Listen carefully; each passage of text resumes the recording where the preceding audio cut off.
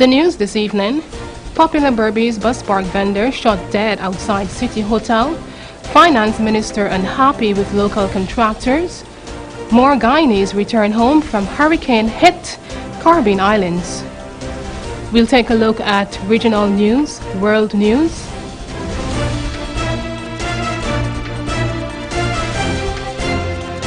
From Safe TV headquarters in South Rival Gardens, this is Safe TV Headline News with George Gonzalez. I am Morgana Bethune, sitting in for George Gonzalez this evening. Headline News is now being streamed live on our YouTube channel. Join us. A Berbice bus park vendor was shot and killed outside of a city hotel on Thursday evening.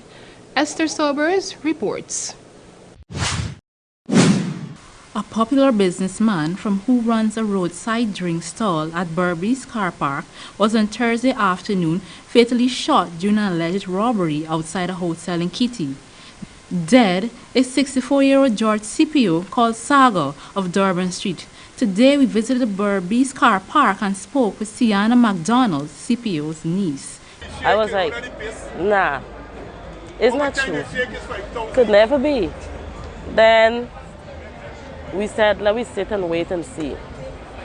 We tried to make phone calls, his phone going to voicemail. And then I saw his son came and collect his stuff, and then I was like, this have something more to do with it. And then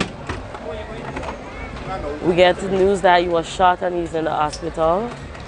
And then after it comes that he died, I said, no, let's wait until tomorrow morning to confirm it if he's dead or not. Then by the time I get home, my mom called me and tell me he died, and she started, well, within it. A few persons from the Berbice bus park shared their sentiments about Scipio. That's a good man. He's my friend to me. And I'm sorry how it happened. Everybody know him. You understand? And he like to dress. He like to sport. And he like plenty of gold. And plenty of girls too. Don't forget about that. But he's my friend. I could have called him anytime, any hour, and tell him my problem. He always there for me. According to sources, Saga was leaving the hotel where his car was parked when he was confronted by a gunman on a motorcycle. It was related that this was not the first time he was shot. In April 2011, he was injured during a shootout in Cummins Lodge, Georgetown, when 4 men had discharged several rounds. I'm Esther Sobers reporting for Channel 2 Headline News. Thank you, Esther. Several residents were displaced when state agencies demolished several squatter homes in Sofia. Grace Hudson reports. Several squatter homes were demolished on Thursday as government prepares to upgrade the road network and electricity supply in Sofia. Central Housing and Planning Authority is collaborating with Guyana Power and Light Incorporated, Ministry of Public Infrastructure, and other agencies as part of the regularization process underway in Ayfield, Sofia. Clayton Hines, the chairman of Civil Defense Commission representing Lillian Dahl, said that the residents were given at least 2 weeks to remove before the drastic decision was taken to demolish the illegal structures. As I understand it, government intends to spend a significant sum of money in this block of land to develop the roads and put in lights and so on, clear the trenches and so on. That will require some amount of orderliness as far as the block of land referred to as Sofia is concerned. Some structures were demolished while others were issued with notices to remove. Mr. Hines expressed his dissatisfaction with the residents who do not adhere to the systematic approach to living conditions. He advised that they take the right approach and apply to the Ministry of Communities for housing. These things have a number of spin-off effects. But like you would know, anybody would appreciate if a government would be spending 30 million kind of US to improve roads, put in lights, make sure you improve the school facility. You wouldn't want any kind of disorderliness in any community like that. So I think this whole exercise is geared towards ensuring that there's some degree of order is brought to the kind of community. This removal exercise will continue in Pattinson, Turkine, and Cummins Lodge. For Channel 2 Headline News, I am Grace Hudson. Thank you, Grace. Coming up after the break, Finance Minister unhappy with local contractors and more Guyanese return home from hurricane-hit Caribbean Islands. It's John Lewis Styles buy one get one at half price sale. Buy any t-shirt, top, polo shirt, dress, pantsuit, or skirt suit and get the second one at 50% off. Same goes for shoes, handbags, and lingerie at half price. Hurry, because John Lewis Styles half price sale ends soon. It's John Lewis Styles buy one get one at half price sale. Buy any t-shirt, top, polo shirt, dress, pantsuit, or skirt suit and get the second one at 50% off. Same goes for shoes, handbags, and lingerie at half price. Hurry, because John Lewis Styles half price sale ends soon. Don't miss the GTT Pinktober 5K 10K walk run. Join the cause to raise awareness and celebrate the lives of all cancer warriors. Register for $2,000. Get a limited edition t-shirt, 300 megs of data, a ticket to see Chronix or Travis Green or your favorite dancehall act, group fitness training at the National Park, and $500 goes directly to the Guyana Cancer Foundation. Together, we can make a difference. Do more with GTT, Guyana's #1 network.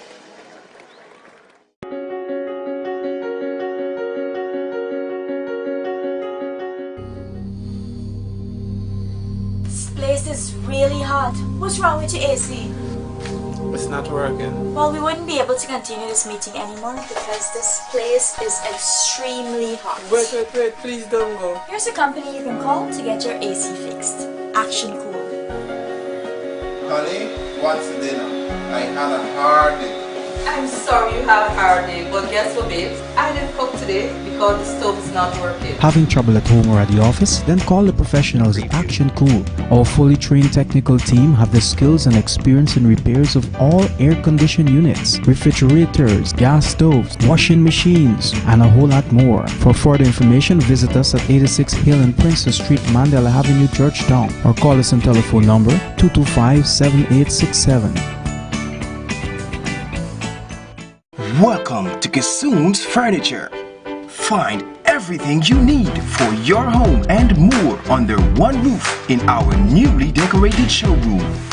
Our locally crafted furniture has been perfected over the last 60 years. From our hands to your home, we also bring to you our newly introduced lines of imported furniture and sleep center, where you can find a wide range of beds and mattresses. Kissoon's Furniture, furnishing homes for over 60 years. Need a ride around town and beyond? Look no further than Oasis Ride Taxi Service. With affordable prices and some of the best drivers in the business, we've been delivering prompt and reliable service to Guyana for over 16 years. We also offer tours, chauffeur service, and even car rentals. You can call us at 231-5554 or 225-5496. For deals, specials, and more information, find our page on Facebook, Oasis Ride Taxi Service.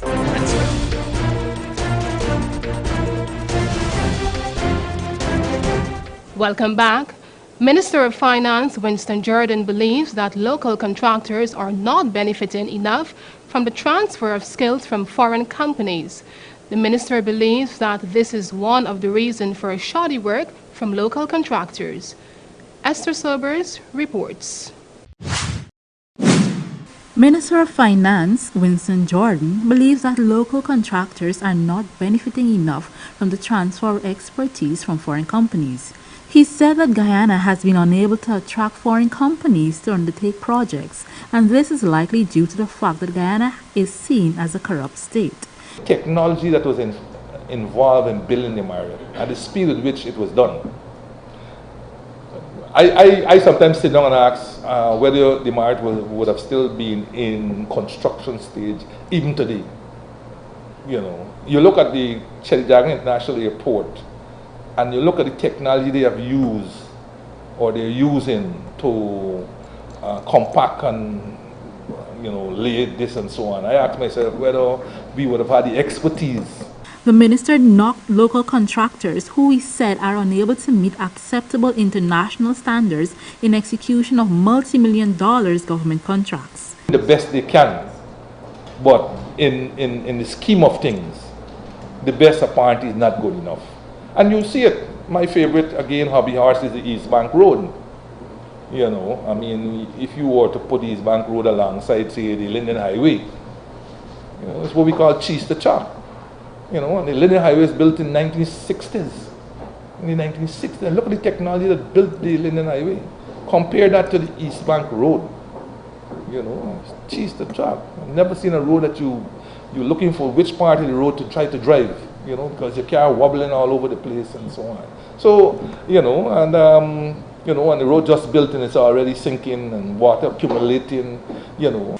Minister Jordan noted that shoddy work has resulted in increased costs to taxpayers. He suggested that the coalition government has taken steps to prevent poor work and financial wastage on government projects. 6 months afterwards. You build a school now, you have to fix it back 6 months afterwards. You know, you spend $1 billion+ on K2, you got to spend another $500 million on it. You spend $500 million on a project that never even went anywhere, the old GBC. It requires you to spend $1 billion to get it fixed.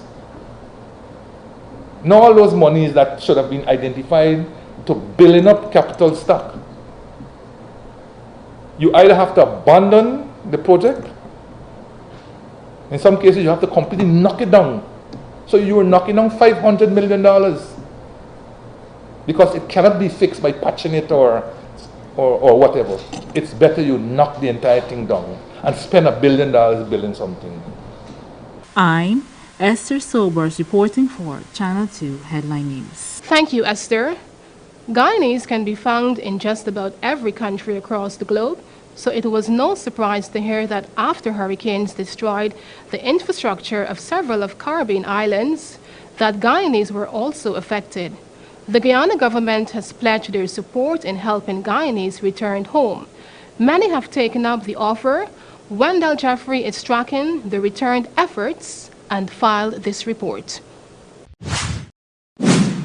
The effects of this year's devastating hurricanes to some of the Caribbean islands seem too much for some Guyanese residing in those countries. This is borne out by the fact that many of them have decided to return home. Under the watchful eye of the Minister of Citizenship, Winston Felix, and senior members of the Civil Defense Commission, the Eugene Correa Airport was a hub of activities as another airplane full of displaced citizens returned home last night. This is the government's determination to bring relief to people in difficult circumstances in a foreign land. And now that they are here, we will ensure that whatever needs to be done to resolve their difficulties will be done. That was Minister Winston Felix. Over the last 2 evenings, Trans-Guyana Airways has brought a total of 27 individuals from Tortola and St. Martin. The body of Derek Ragnott, a Guyanese who died on the island of Tortola when his home collapsed on him during Hurricane Irma, was also flown home. Minister Harmon said that all available state assets will be used to assist Guyanese suffering in any part of the world. We believe that anywhere Guyanese are, any time anything befalls them, once it is in the power of the state to do something for them, that we will extend that welcoming arm. About 60 Guyanese have since returned home, and the government said that there will be more Guyanese being brought home over the next few weeks. We were working with, I believe, 43, and then that number rose to 106. I don't know, by tomorrow they might be even larger than that. A few of the returning Guyanese spoke of the inconvenience caused by the hurricanes, and they said that they appreciate the government's assistance. The reason I'm so glad wanted to come home because we can't get nothing done because I don't have any water, I don't have no electricity at the moment. You know, and the schools all the schools are mashed up. It's very bad at the moment, and my daughter needs her to get in school. I must say I'm glad to be back home alive. You know, there's many Guyanese in St. Martin who are suffering tremendously. Also, St. Martin has. But I'm happy that the government showed a helping hand. For Channel 2 Headline News, I am Wendell Jeffrey. Thank you, Wendell. There is no evidence that investigators neglected to probe allegations of sexual abuse in Sisters Village. The allegation surfaced following the brutal rape of murder of 13-year-old Leonard Archibald. Esther Sobers reports. The Berbice Police Department has come under criticism after residents allege that the police neglected to act on complaints against one of the two men charged with rape and murder of 13-year-old Leonard Archibald. Several residents of Brothers Village, East Bank, Berbice, accused the police of negligence. Acting Police Commissioner David Ramnarine said the Assistant Superintendent Oswald Pitt was sent to the community on a 5-day visit and found no evidence of the gross unprofessional conduct that the residents complained about. We have not found evidence of that we would call this gross unprofessional conduct of the police in not responding to any report made. It is unfortunate that, according to the officer, no relative or resident of the community called him on his cell phone. He didn't see any private call, any no number, though he spent over 5 days in the district, to give him any information or to substantiate what he had said to the press. Following the arrest of Hillary Edwards and Obadiah Christophers for Archibald's murder, residents allege that one of the accused had attempted to commit similar acts on several young men and teens from various villages along the east bank of Berbice. I'm Esther Sobers reporting for Channel 2 Headline News. Still ahead, we have regional news and international news. Ride around town and beyond? Look no further than Oasis Ride taxi service. With affordable prices and some of the best drivers in the business, we've been delivering prompt and reliable service to Guyana for over 16 years. We also offer tours, chauffeur service, and even car rentals. You can call us at 231-5554 or 225-5496. For deals, specials, and more information, find our page on Facebook. Oasis Ride Taxi Service. Let's go. I can be your flame, light up the night. Like a shooting star blazed through the sky. This is not an introduction. This is something that is a culmination of all the work that we've done, starting with really when GTT came to Guyana in 1991, and really when we landed on the sea fiber optic cable. What we're doing now is running fiber to the homes, which is something that is seen in the largest cities in North America. This will change lives. And that really is what motivated us. We want to change lives. Blaze. What Blaze really symbolizes is speed, security, getting internet to your home so that you can do more with the internet. It's really a piece of work with all the teams, the technical, the commercial, everybody coming together to bring fast, reliable, secure broadband to your home. So we've got the capacity to provide the country with significant amounts of bandwidth. And what this is now we bring in the bandwidth to your home.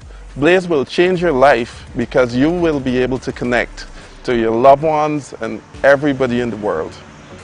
The tech team really inspires me. It really inspires the team, and it really drives what we do at GTT. So today, the guys are doing a Blaze installation, and it's not just about climbing on the poles, running the wiring, and installing the equipment. It's about forming that relationship with you. It's about ensuring that you're comfortable with the installation, you're comfortable with people in your home. And we train our guys with all the social graces to ensure that you're comfortable. Our engineers are installing Blaze high-speed internet. And what you'll get is internet that is reliable, it's fast, and it's secure. So I encourage you to get Blaze internet inspired by you.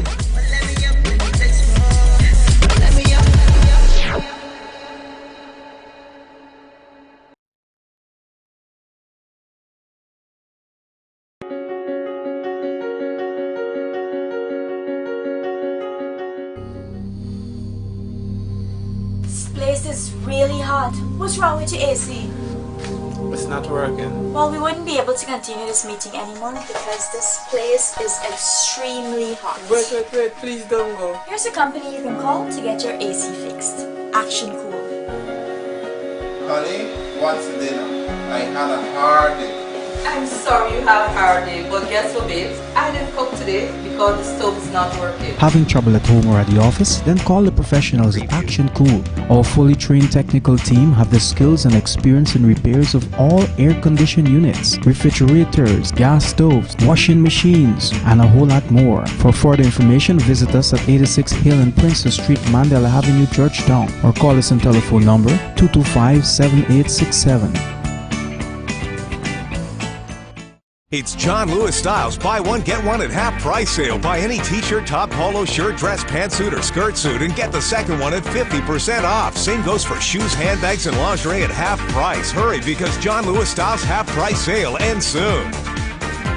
It's John Lewis Styles buy one get one at half price sale. Buy any t-shirt, top, polo shirt, dress, pantsuit, or skirt suit and get the second one at 50% off. Same goes for shoes, handbags, and lingerie at half price. Hurry, because John Lewis Styles half price sale ends soon.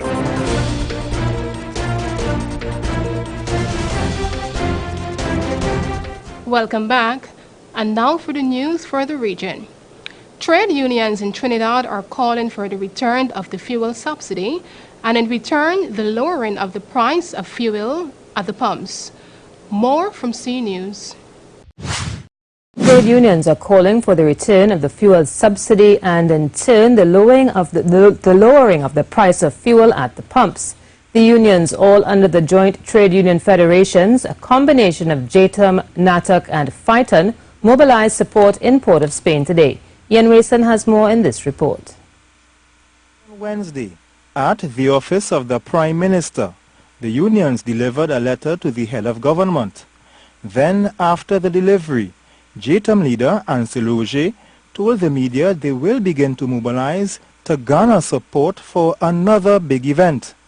Well, they didn't take long to begin the mobilization. On Thursday, they were at City Gate distributing the flyers, carrying on them an excerpt of the letter to the Prime Minister. Then they went inside of City Gate to catch the traveling public hot off the maxis. Union leader Michael Anisette reinforced the call for a decrease in the price of fuel at the pumps, as he said the effects will and have already been trickling down to the consumers. The same government that increased all these prices, the same government, why don't they put a price control mechanism in place to ensure then that the business community that you're talking about do not take advantage? And we are now calling on the government to put in place a price mechanism in place, a commission, in order to monitor prices.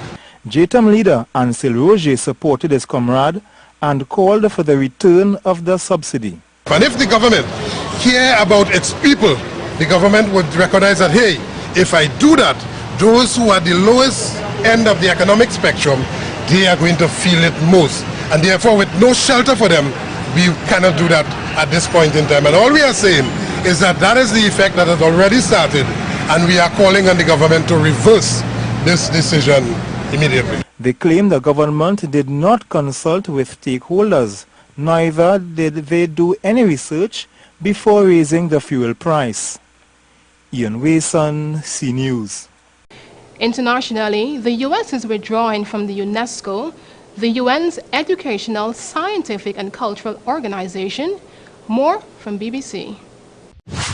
The U.S. State Department has announced that the country is withdrawing from UNESCO, the UN's educational, scientific and cultural organization. Well, one of the main reasons cited by the State Department is concern over UNESCO's alleged anti-Israel bias and the organization's mounting arrears.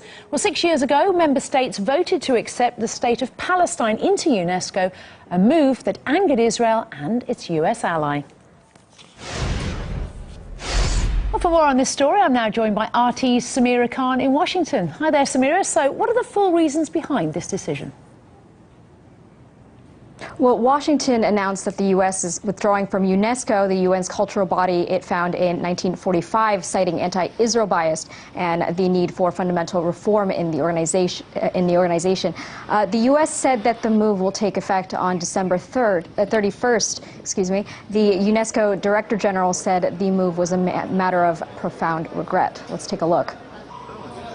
It is with deep regret that today I received the letter from the Secretary of State. The decision has been taken, and it's just according to the Constitution and the rules that they will formally leave UNESCO at the end of 2018. But it doesn't mean that we will stop partnering. I will appeal once again for partnerships on these, I think, very important matters, which are a common value that we share with the United States. Washington suspended its UNESCO financing in 2011 over its vote to include Palestine as a member state, and now owes about $550 million in back payments. President Trump has criticized what he sees as a disproportionate contribution to UN institutions. The U.S. funds about 22% of the UN's regular budget and over 28% of UN peacekeeping. However, Washington has maintained an office at the UNESCO headquarters in Paris and hopes to remain a non-member state.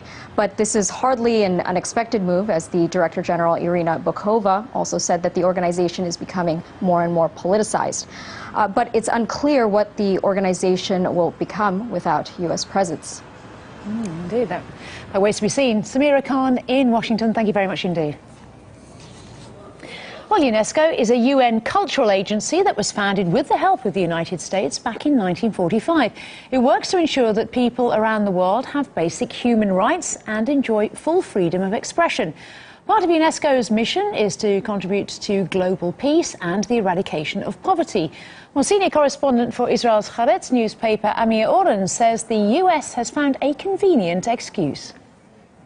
Well, as you know, the UN in general and UNESCO in particular are favorite bogeymen for some Americans, especially in the current administration. Israel considers UNESCO to be anti-Israel, and therefore when the United States wants to show that it is pro-Israel, it becomes anti-UNESCO.